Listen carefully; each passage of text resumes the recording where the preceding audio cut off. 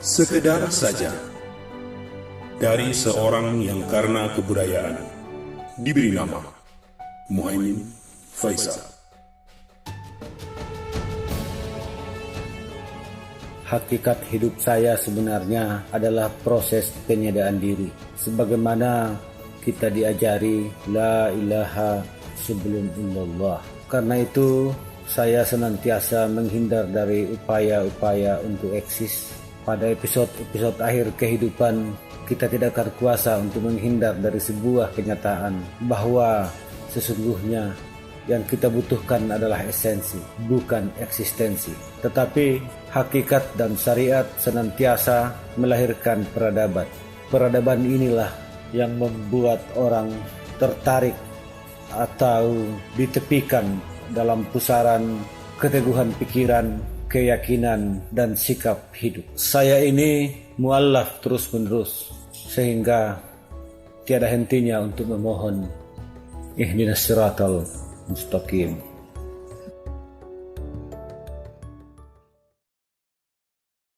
Saudara, sahabat, dan guru-guru saya dimanapun Anda berada, pagi yang teduh ini saya berada di depan reruntuhan kantor Gubernur Provinsi Sulawesi Barat. Saya tidak sedang berupaya mengeksploitasi reruntuhan bangunan kantor gubernur pasca gempa. Hanya yang akan kita bincangkan pagi ini berhubungan dengan tempat ini. Gubernur Sulawesi Barat Ali Balmasdar menyampaikan duka yang mendalam pasca peristiwa gempa Sulawesi Barat, bahkan meneteskan air mata. Air mata bagi saya bukanlah pertanda kelemahan, tapi sebuah bentuk kekuatan yang lain. Sebagai pribadi, harus saya akui bahwa Ali Balmasdar adalah orang yang baik. Sebagai kepala keluarga, juga orang yang baik. Tetapi sebagai kepala daerah, dia orang yang tidak memiliki kecakapan yang cukup untuk mengelola kepemimpinan di daerah ini. Ini berulang kali saya bilang di banyak tempat.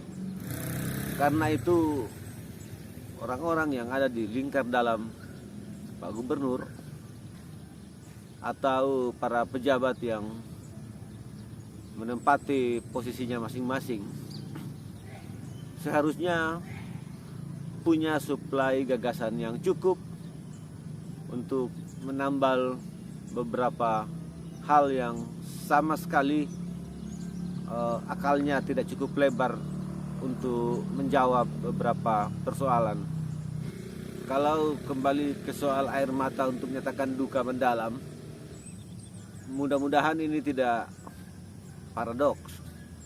Karena kalau tidak mau paradoks, seharusnya kebijakannya untuk kegiatan proyek mulai dari pengadaan atau mulai dari perencanaan sampai ke pengawasan dengan kebijakan satu pintu, maka potensinya seluruh kegiatan proyek sejak perencanaan, pelaksanaan, dan pengawasan itu akan dikelola oleh satu geng.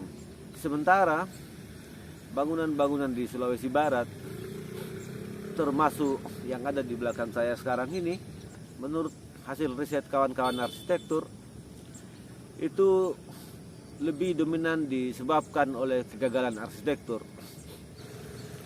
Karena itu, kalau tidak mau air mata Pak Gubernur ini paradoks dengan kebijakannya, maka dia harus mengevaluasi kebijakan pengadaan dan lelang proyek itu menjadi satu pintu, karena untuk bangunan ke depan potensi untuk kegagalan struktur atau pembangunan yang jauh sekali dari basic kebijakan penentuan pemenang itu tentu dengan berbagai alasan untuk pembenaran, tetapi kebijakan itu berpotensi untuk pelaksanaan dan pengawasan itu akan dilaksanakan oleh geng yang sama.